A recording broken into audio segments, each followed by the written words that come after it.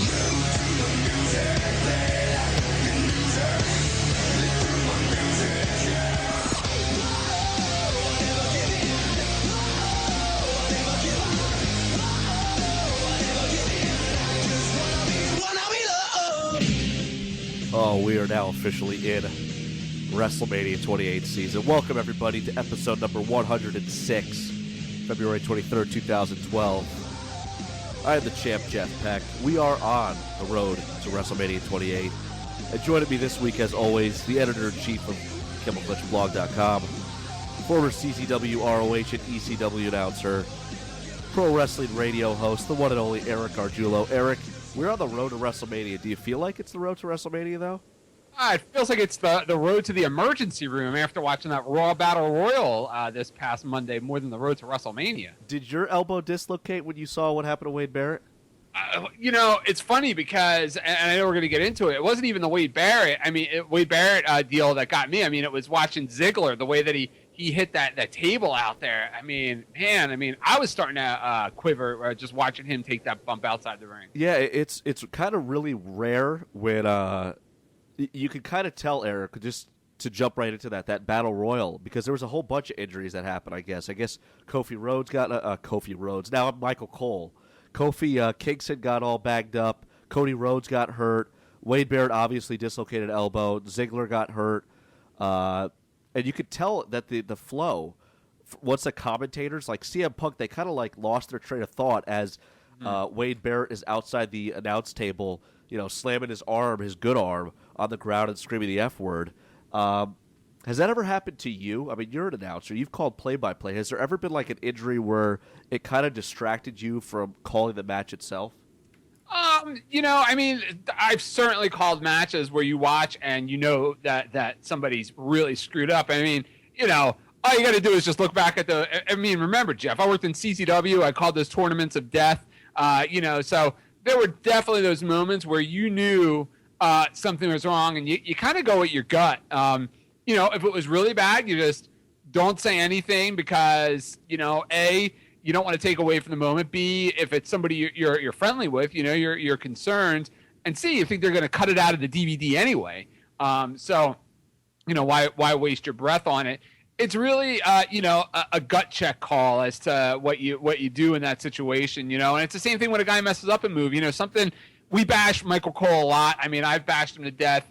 But one thing that I really want to give him props on is during the during the Elimination Chamber match, there was a spot in the match where Daniel Bryan ran up to the top turnbuckle and he slipped.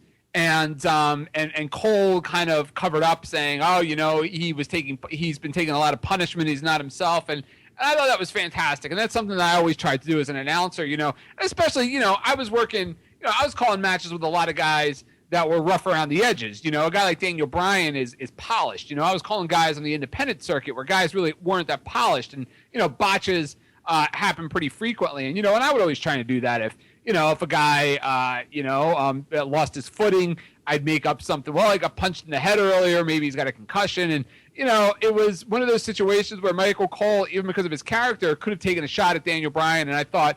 It was, I was really impressed at the way that he covered up the botched spot there. Yeah, that's a really interesting point. I really didn't think about that because as I watched the show, and obviously we all know Daniel Bryan, one of the best in-ring performers in wrestling today, and just had a little slip up there.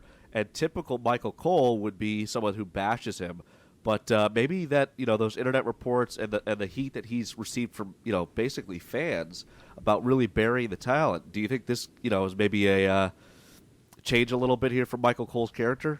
No, I don't think so. I think it was more instinct than anything else, because he said it so fast that it was it came off to me like something that wasn't fed into his headset. It just sounded like something that he said really fast. A lot of the times he has that little delay because he's waiting for Vince to yell something in his ear. So no, I just think that he he went with his instinct there, and in this case it was a good situation. I mean, who knows? Maybe he got yelled at after the show for it, but no, I thought I was pretty impressed with him. Yeah, that's a really good point. I didn't even think of that when that happened. So let's get right into it here. We'll start here in chronological order. Elimination Chamber in the books.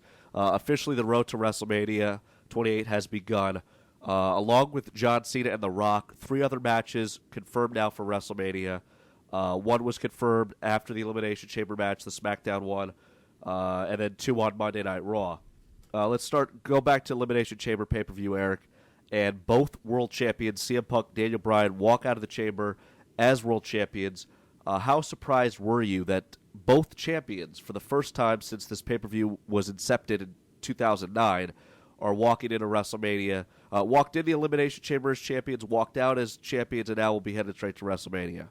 Really surprised. I mean, you're kind of almost killing the golden goose, because they ram it down your throats that the champions only have a 1 in 6 shot of retaining, and seeing one guy retain it is one thing, but seeing 2 is really an impossibility.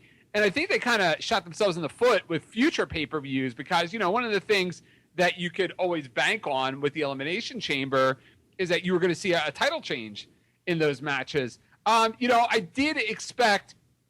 expected the Daniel Bryan to retain all along. I never thought he was going to lose. I really just never had that feeling. But I'm really surprised that CM Punk retained. It's interesting to me, because the way that Jericho got this match, I mean, he's not going into it strong, which some would say, well, that's part of his heel character, and I get that. But the rumor going around the scuttlebutt, as you like to say, Jeff, around the water cooler, is that Chris Jericho is not even going to be in that long.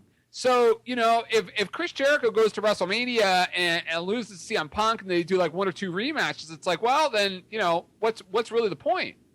That's a really good point. And I want to touch upon that whole Jericho stuff later on in the show when we talk about some negative feedback The Rock has been getting lately from WWE wrestlers, which I think will be interesting parallel there. But I was kind of surprised as well, because the Elimination Chamber pay-per-view has given us a lot of really cool twists and turns over a short period of time. We had a couple years ago, Edge lost. I think he was the first person eliminated in the opening Elimination Chamber match.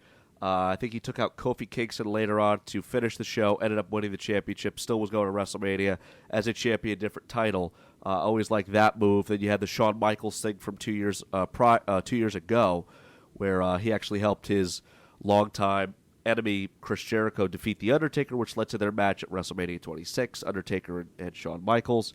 So there's been a lot of twists and turns. The matches themselves were pretty good. I don't know if they rank up there as some of the best Elimination Chamber matches of all time, but interesting stuff to say the least. Let's talk about first the Raw Elimination Chamber match. What'd you think of the finish there? CM Punk takes out Jericho, he could no longer compete. Was it kind of a weird decision to have Jericho exit that way, or was it the right thing to do?